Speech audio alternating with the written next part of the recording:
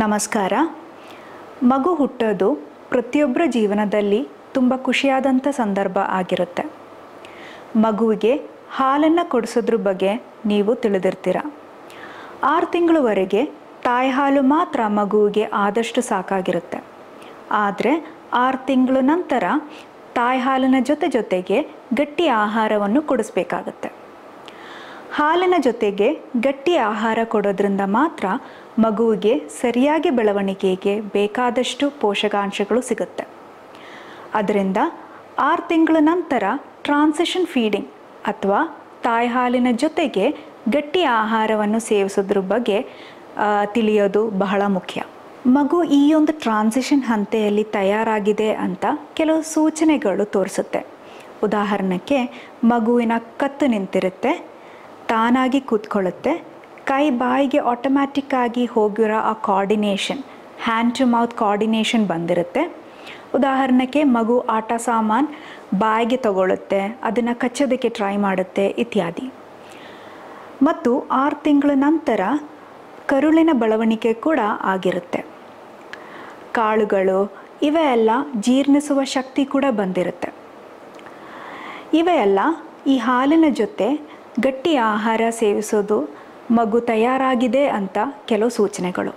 ಈ ಹಂತೆಯಲ್ಲಿ ಮಗುವಿಗೆ ಹಾಲಿನ ಜೊತೆ ಬೇರೆ ಆಹಾರಕ್ಕೆ ಪರಿವರ್ತನೆ ಮಾಡಲಿಲ್ಲ ಅಂದರೆ ಮುಂದಕ್ಕೆ ಮಗುವಿಗೆ ವಿವಿಧ ಆಹಾರವನ್ನು ಸ್ವೀಕರಿಸಲು ಕಷ್ಟವಾಗಿರುತ್ತೆ ಮತ್ತು ನಿಮಗೆ ಕೂಡ ಮಗುವಿಗೆ ಆಹಾರವನ್ನು ಕೊಡಿಸಲು ಬಹಳ ಕಷ್ಟವಾದಂಥ ಕೆಲಸ ಆಗಿರುತ್ತೆ.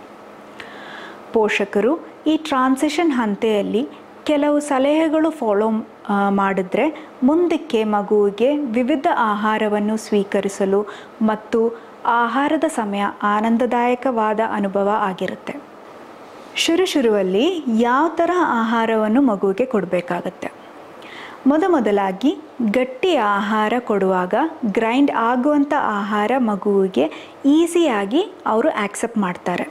ಕ್ರಮೇಣ ಮೆದುವಾಗಿರೋ ಆಹಾರ, ಉದಾಹರಣೆಗೆ ಇಡ್ಲಿ, ದೋಸೆ, ಅನ್ನ ಸಾರು, ಈಸಿಯಾಗಿ ಕಚ್ಚುವಂತೆ ಆಹಾರಗಳು ಅಗಿಯೋದಕ್ಕೆ ಕಲಿತಾರೆ. ನಿಧಾನಕ್ಕೆ ತಾನೇ ಕೈಯಾಲೇ ಅವರು ಆಹಾರ ಎತ್ತಿಕೊಂಡು ತಿನ್ನೋದಕ್ಕೆ ಕಲಿತಾರೆ. ಮಗು ಚೆಲ್ಲಿದ್ರೂ ಕೂಡ ಪರವಾಗಿಲ್ಲ, ಸ್ವಂತವಾಗಿ ಆಹಾರ ಬಾಯಿಗೆ ತಗೊಳ್ಳೋದನ್ನು ಪ್ರಯತ್ನ ಮಾಡ್ತಾರೆ. ಪ್ರತಿಯೊಂದು ಮಗು ಬೇರೆ ಬೇರೆ ರೀತಿಯಲ್ಲಿ ಕಲಿತಾರೆ. ನಿಮ್ಮ ಮಗುವಿನ ವೇಗದ ಅನುಸಾರ ತಕ್ಕಂತೆ ಆಹಾರವನ್ನು ಕೊಡೋದಕ್ಕೆ ಹೇಳ್ಕೊಡ್ತಾ ಹೋಗಬೇಕು.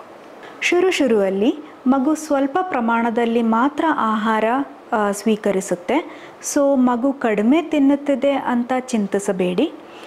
ಮಗುವಿಗೆ ಆ ಸ್ವಲ್ಪ ಪ್ರಮಾಣದಲ್ಲಿ ವಿವಿಧ ರುಚಿ ಮತ್ತು ವಿವಿಧ ಟೆಕ್ಸ್ಚರ್ ಇರುವ ಆಹಾರ ಕೊಡೋದಕ್ಕೆ ಪ್ರಯತ್ನಿಸಿ.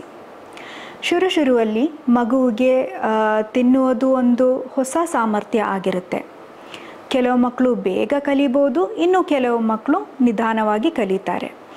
ಏನೇ ಇರಲಿ, ನಿಮ್ಮ ಮಗು ತಿನ್ನೋದನ್ನು ಕಲಿಯುವಾಗ ಸಾಕಾದಷ್ಟು ಪ್ರೋತ್ಸಾಹನೆ ಕೊಡಬೇಕಾಗುತ್ತೆ. ಅದರಿಂದ ಕ್ರಮೇಣ ಮಗು ಆರಾಮಾಗಿ ತಿನ್ನೋದಕ್ಕೆ ಕಲಿಯುತ್ತಾರೆ. ಮಗುವಿಗೆ ಪ್ಯಾಕ್ಡ್ ಫುಡ್ ಅಥವಾ canned food, tinned foods, processed food, instant food ಇತ್ಯಾದಿ ಆದಷ್ಟು ಕೂಡ ಅವಾಯ್ಡ್ ಮಾಡಿ. ಅದು ಕೂಡ ಅಲ್ಲ, ಅವ್ರಿಗೆ ಬಿಸ್ಕೆಟ್ಸ್, ಜೇನುತುಪ್ಪ, ಉಪ್ಪು, ಸಕ್ಕರೆ, ಬ್ರೆಡ್, ಚಾಕ್ಲೇಟ್ಸ್ ಇವ ಕೂಡ ಅವಾಯ್ಡ್ ಮಾಡೋದಕ್ಕೆ ಟ್ರೈ ಮಾಡಿ. ಇದರಲ್ಲಿ ಪೋಷಕಾಂಶಗಳು ಬಹಳ ಕಡಿಮೆ ಇರುತ್ತೆ ಮತ್ತು ಆರೋಗ್ಯಕ್ಕೆ ಕೂಡ ಹಾನಿಕರವಾಗಿರುತ್ತೆ. ಮಗುವಿಗೆ ಮನೆ ಊಟ ಅಥವಾ ಮನೆಯಲ್ಲಿ ತಯಾರಿಸಿದ ಆಹಾರ ಕೊಡೋದಕ್ಕೆ ಆದಷ್ಟು ಟ್ರೈ ಮಾಡಿ. ಊಟ ತಿನ್ನಿಸುವಾಗ ಗಡಿಯಾರ ನೋಡಿ ತಿನ್ನಿಸಬೇಡಿ. ಮಗುವಿಗೆ ಯಾವಾಗ ಹಸಿವಾಗಿದೆ, ಯಾವಾಗ ಹೊಟ್ಟೆ ತುಂಬಿದೆ ಅಂತ ಗುರುತಿಸಿ. ಹೊಟ್ಟೆ ತುಂಬಿದೆ ಅಂದರೆ ಅವರ ಮುಖವನ್ನು ತಿರುಸ್ತಾರೆ ಅಥವಾ ಬಾಯನ್ನು ಗಟ್ಟಿಯಾಗಿ ಮುಚ್ಚುತ್ತಾರೆ. ಮಗು ಆಹಾರ ತಿನ್ನುತ್ತಿಲ್ಲ ಅಂದರೆ ಸ್ವಲ್ಪ ಸಮಯದ ನಂತರ ಊಟ ಕೊಡಿಸೋದಕ್ಕೆ ಪ್ರಯತ್ನಿಸಿ. ಊಟದ ಸಮಯ ಯಾವಾಗಲೂ ಮಗುವಿಗೆ ಒಂದು ಪಾಸಿಟಿವ್ ಎಕ್ಸ್ಪೀರಿಯನ್ಸ್ ಆಗಿರಬೇಕು ಅಥವಾ ಪ್ರಶಾಂತವಾಗಿ ಇರಬೇಕು. ಊಟ ತಿನ್ನಿಸುವಾಗ ಬಲವಂತ ಮಾಡಬೇಡಿ.